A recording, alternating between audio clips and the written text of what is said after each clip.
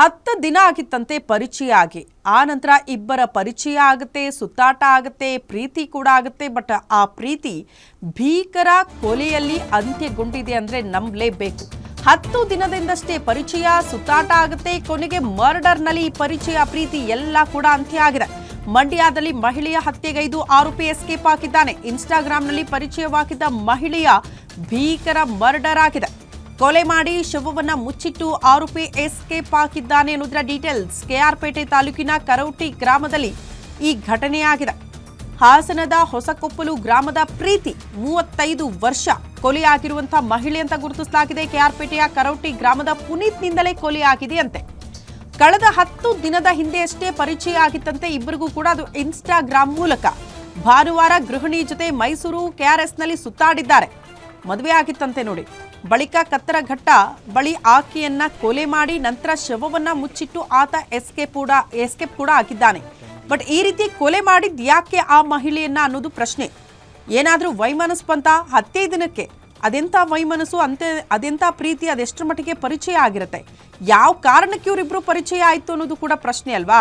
ಪರಿಚಯ ಆಗಿ 15 ದಿನಕ್ಕೆ ಆಕೆಯನ್ನ ಕೊಲೆ ಮಾಡ್ತಾನೆ ಅಂದ್ರೆ ಈತನ ಉದ್ದೇಶ ಏನಾಗಿತ್ತು? ಇಬ್ಬರ ನಡುವೆ ಎಂಥ ಸಂಬಂಧ ಇತ್ತು? ಇದೆಲ್ಲವೂ ಕೂಡ ಸದ್ಯಕ್ಕೆ ಪ್ರಶ್ನೆಯಾಗಿ ಕಾಡ್ತಾ ಇದೆ. ಬಟ್ ಆ ಮಹಿಳೆಯನ್ನ ಕೊಲೆ ಮಾಡಿದ ಬಳಿಕ ಶವವನ್ನ ಮುಚ್ಚಿಟ್ಟು ಆತ ಎಸ್ಕೇಪ್ ಕೂಡ ಆಗಿದ್ದಾನೆ. ಆರೋಪಿಯ ಪತ್ತೆಗೆ ಪೊಲೀಸರು ಕೂಡ ಬಲೆ ಬೀಸಿದ್ದಾರೆ.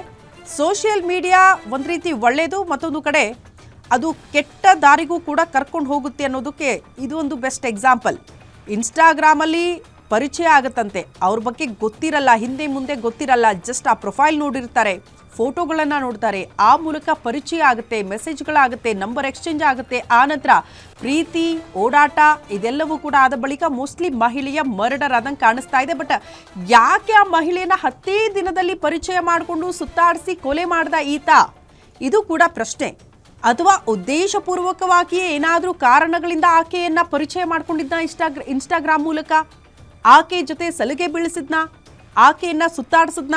ಇದೆಲ್ಲವೂ ಕೂಡ ಪ್ರಶ್ನೆ. ಬಟ್ ಆರೋಪಿ ಸಿಕ್ಕ ಬಳಿಕವೇ ಈ ಎಲ್ಲಾ ವಿಚಾರಗಳಿಗೆ ಸಂಬಂಧಪಟ್ಟಂತೆ ಮಾಹಿತಿಯನ್ನ ಪೊಲೀಸರು ಕೂಡ ಪಡೆದುಕೊಳ್ತಾರೆ. ಬಹಳ ಆತಂಕಕಾರಿ ವಿಚಾರ ಅಂದ್ರೆ, ಮಹಿಳೆಯರು ದಯವಿಟ್ಟು ಈ ಸೋಷಿಯಲ್ ಮೀಡಿಯಾದಲ್ಲಿ ಎಷ್ಟರ ಮಟ್ಟಿಗೆ ಆಕ್ಟಿವ್ ಆಗಿರ್ತೀರಲ್ಲ, ಅಲ್ಲಿ ಸ್ವಲ್ಪ ಹಿಂದೆ ಮುಂದೆ ನೋಡಿ ಪರಿಚಯ ಮಾಡ್ಕೊಳ್ಳಿ, ಫ್ರೆಂಡ್ಶಿಪ್ ಅನ್ನ ಮಾಡ್ಕೊಳ್ಳಿ, ನಂತರ ಅವ್ರ ಜೊತೆ ಸುತ್ತಾಡಿ.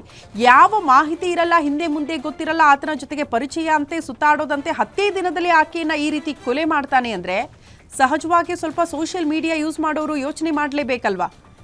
ಈಗ ಕಾರಣ ಏನು ಅನ್ನೋದು ಆನಂತರ ಪೊಲೀಸರ ತನಿಖೆಯಿಂದ ಗೊತ್ತಾಗುತ್ತೆ ಬಿಡಿ. ಬಟ್ 10 ದಿನದ ಅಂತರದಲ್ಲಿ ಅದೆಂಥ ಪರಿಚಯ ಆಗಿರುತ್ತೆ? ಆ ರೀತಿ ಸುತ್ತಾಡೋ ಮಟ್ಟಿಗೆ ಅದೆಷ್ಟರ ಮಟ್ಟಿಗೆ ಇವ್ರ ಮಧ್ಯೆ ಸಲಿಗೆ ಬೆಳೆದಿತ್ತು ಅನ್ನೋದು ಕೂಡ ಪ್ರಶ್ನೆ.